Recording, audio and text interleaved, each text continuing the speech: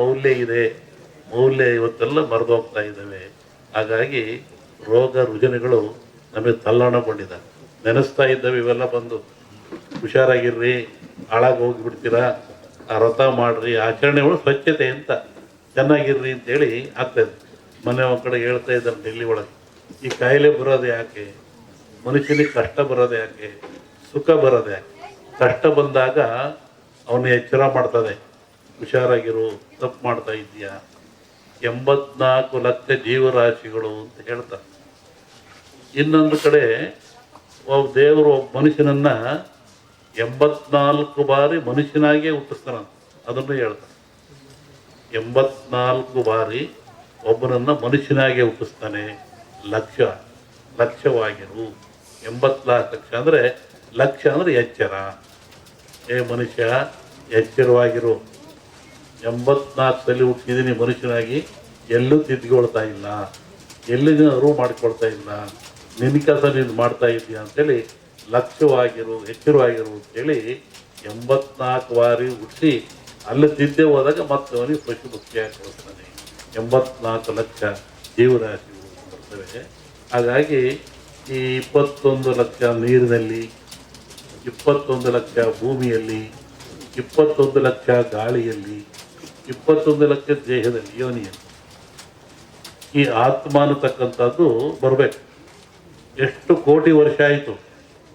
ನೀರಿನಲ್ಲಿ 21 ಲಕ್ಷ, ಗಾಳಿ ಕ್ರಿಮಿಕೀಟಗಳು ನೋಡೋಕ್ಕಾಗಲ್ಲ ಅಂಥ ಕ್ರಿಮಿಕೀಟಲ್ಲಿ ಬಂತು ಆತ್ಮ. ಇದು ಭೂಮಿಯಲ್ಲಿ ಬಂತು, ದೇಹದಲ್ಲಿ ಬಂತು. ಏನಾಯ್ತು ರೀ ಕಾಯಿಲೆ, ಅವನಿಗೆ ಕ್ಯಾನ್ಸರ್ ಆಗಿತ್ತು, ಕೊಯ್ದರೆ ಆ ಹುಳುವೆಲ್ಲ ಮನು ಅಂತಾಯಿತು ಅಂತ ಡಾಕ್ಟ್ರ್ ಕೇಳ್ರಿ ಹೇಳ್ತಾರೆ. ಏನಂತ ಇಲ್ಲಿ ಕೂತಾರೆ ಡಾಕ್ಟ್ರು, ತಲೆನೋವು, ಏನು ತಲೆನೋವು, ಅಲ್ಲಿ ಕೀಟಗಳು ಬಾಧಿಸ್ತಾ ಇರ್ತವೆ. ಹಿಂಗೆ 21 ಲಕ್ಷ, 84 ಲಕ್ಷ ಜೀವರಾಶಿಗಳಲ್ಲಿ ಆತ್ಮ ಅನ್ನತಕ್ಕಂಥದ್ದು ಬಂದದೆ. ಈ ಆತ್ಮ ಕಡೆಯದಾಗಿ ಬರುವಂಥದ್ದು ಮಾನವ ಜನ್ಮ. ಅಕ್ಕಮಹಾದೇವಿ ಹೇಳ್ತಾಳೆ, ಬಂದೆ ಭಾರದ ಯೋನಿಯಲ್ಲಿ ಬಂದೆ. ಇಂದಡ ಜನ್ಮ ಏನಾದಡಾಗಲಿ, ಈ ಜನ್ಮದಲ್ಲಿ ಕಾಯೋ ಚೆನ್ನಮಲ್ಲಿಕಾರ್ಜುನ. ಅಂದರೆ ನಾನು 80 ಲಕ್ಷ ಯೋನಿಯಲ್ಲಿ ಬಂದೆ. ಎಲ್ಲೆಲ್ಲಿ ಚೋಳು ಬಸರಾಗ್ತದೆ ಅದಕ್ಕೆ ಯೋನಿ ಇಲ್ಲ. ಹೊಟ್ಟೆಯನ್ನು ಹೊಡೆದು, ಬೆನ್ನನ್ನು ಹೊಡೆದು ಮರಿಯನ್ನು ಕೊಡ್ತದೆ, ಸಾಯ್ತದೆ. ಯೋನಿ ಇಲ್ಲ. ಅದು ತನ್ನ ವಂಶ ಕೊಡಬೇಕಂತ ಬೆನ್ನು ಹುಡ್ಕೊಂಡು ಸಾಯ್ತದೆ. ಹಾಗೆ ಇಂತಹ ಯೋನಿಯಲ್ಲಿ ನಾನು ಬಂದಿದ್ದೀನಿ. ಈಗ ಮನುಷ್ಯನಾಗಿ ಕಡೆಯ ಜನ್ಮಕ್ಕೆ ಬಂದಿದ್ದೀನಿ. ಇಲ್ಲಿ ಕಾಪಾಡು, ಭಗವಂತ ಕಾಪಾಡು. ಇಲ್ಲಿ ಏನು ಮಾಡ್ತಾ ಇದ್ದೀರಿ ನೀವು? ಎಲ್ಲಿಂದ ಬಂದೆ, ಯಾತಕ್ಕೆ ಬಂದೆ, ಎಲ್ಲಿಗೆ ಹೋಗ್ತಾ ಇದ್ದೀಯಾ, ಈ ಚಿಂತನೆ. ಎಲ್ಲ ಜನ್ಮದಲ್ಲಿಯೂ ಮಾತನಾಡೋದಿರಲ್ಲ, ವಿವೇಕ ಇರಲ್ಲ, ಜ್ಞಾನ ಇರಲ್ಲ.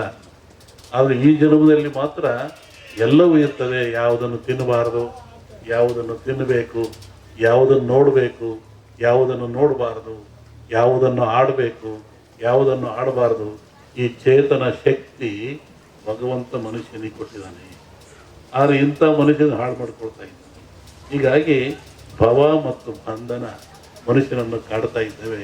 ಇನ್ನು ದೂರವಾಗಬೇಕಾದ್ರೆ ಇಂಥ ಹಬ್ಬಗಳು, ಆಚರಣೆಗಳು, ವ್ರತಗಳು, ನಿಯಮಗಳು ಮನುಷ್ಯ ಮಾಡೋದ್ರಿಂದ ನೆಮ್ಮದಿ ಸಿಗ್ತದೆ, ಶಾಂತಿ ಸಿಗ್ತದೆ, ಅವನಿಗೆ ಸುಖ ಸಿಗ್ತದೆ. ಈ ಕಾಲಿ ಜ್ಞಾನ ಬಂದಂದರೆ ಹಿಂದೆ ನಡೀತಕ್ಕಂಥದ್ದನ್ನು, ಮುಂದೆ ನಡೀತಕ್ಕಂಥದ್ದನ್ನು ಹೇಳ್ತಕ್ಕಂಥದ್ರಿಂದ ಇದು ಇವತ್ತೊಂದು ವಸ್ತು ಏನಲ್ಲ. ನೋಡಿ, ಒಂದೊಂದು ಸರಿ ಹೇಳಿದೆ ನಾನು, ಅಂದದ ಪಟ್ಟಣವ ಚಂದವೇನ ಬೇಡ. ಲೋಹದ ಗಿಡಗಳೆರಡು ಬಡಿದು ಚಿನ್ನಿದಾಂಡು ಆದಿತ್ತು. ಇದು 100 ವರ್ಷಗಳ ಹಿಂದೆ ಹೇಳಿರ್ತಕ್ಕಂಥ ಒಂದು ಮಾತು. ಯಾವುದಿದು? ಅಂದದ ಪಟ್ಟಣವ ಚಂದವೇನ ಬೇಡ. ಅಮೇರಿಕಾ ದೇಶದಲ್ಲಿ ಪೆಂಟಗಾನ್ ನಗರವನ್ನು ಕಟ್ಟಿದರು. ಲಕ್ಷಾಂತರ ಜನ ವಾಸ ಮಾಡುವಂಥ ಪೆಂಟಗಾನ್ ನಗರವನ್ನು ಕಟ್ಟಿದರು. ಯಾವ ಥರ ಕಟ್ಟಿದರು? ವಿಜ್ಞಾನಕ್ಕೆ ಸವಾಲಾದರು.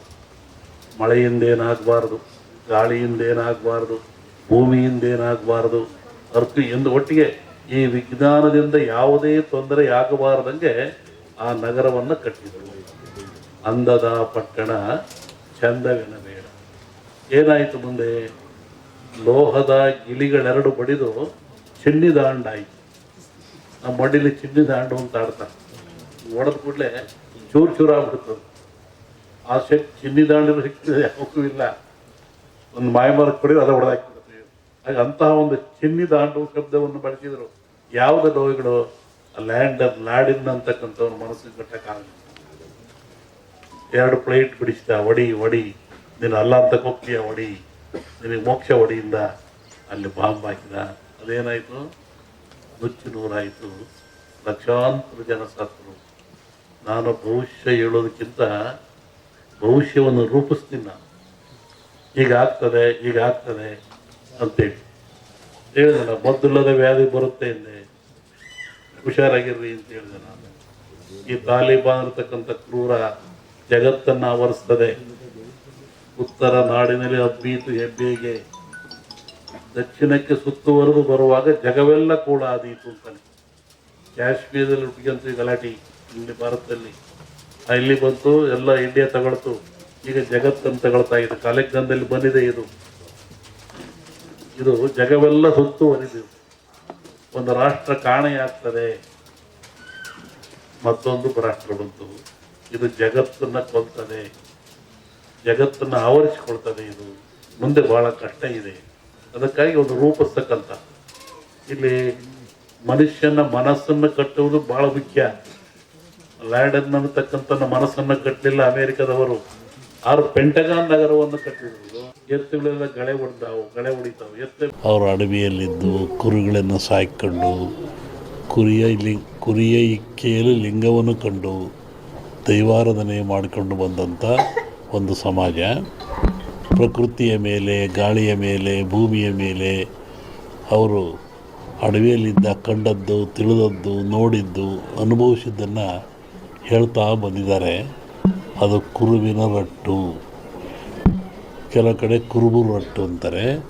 ಅದು ಕುರುಹಿನ ರಟ್ಟು. ಮುಂದೆ ಏನಾಗ ಕುರು ಅಂತ ರಟ್ಟು ಅಂತಕ್ಕಂಥದ್ದು. ಹಾಲು ಕೆಟ್ಟರು ಹಾಲು ಮತ್ತು ಸಮಾಜ ಕೆಡಲ್ಲ ಅಂತಾರೆ. ಹಕ್ಕ ಬುಕ್ಕರು ವಿಜಯ ಸಾಮ್ರಾಜ್ಯವನ್ನು ಕಟ್ಟಿದರು. ಇದು ಹೇಳೋ ಉದ್ದೇಶ ಏನು ಅಂತಂದರೆ, ಇವತ್ತು ಆಲಮತ್ ಸಮಾಜವ್ರ ಕೈಲಿ ರಾಜ್ಯದ ಅಧಿಕಾರ ಇದೆ. ಬಿಡಿಸಿಕೊಳ್ಳೋದು ಸುಲಭ ಅಲ್ಲ. ಅವರಾಗೇ ಬಿಡಬೇಕೆ ಹೊರತು ನೀವು ಬಿಡಿಸಿಕೊಳ್ಳೋದು ಸುಲಭವಲ್ಲ. ಮುಂದಿನ ವಿಚಾರವನ್ನು ಯುಗಾದಿ ಮೇಲೆ ಹೇಳ್ತೀವಿ. ಒಂದು ಭವಿಷ್ಯದ ಚಿಂತನೆ ಏನು ಅಂದರೆ, ನಮ್ಮಲ್ಲಿ 2 ಭಾಗ ಮಾಡ್ತಾರೆ. ಒಂದು ಸಂಕ್ರಾಂತಿಯ ಭವಿಷ್ಯ, ಇನ್ನೊಂದು ಯುಗಾದಿಯ ಭವಿಷ್ಯ.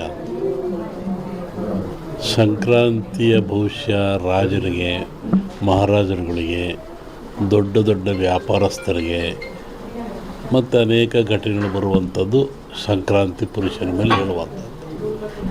ಇದು ಈಗ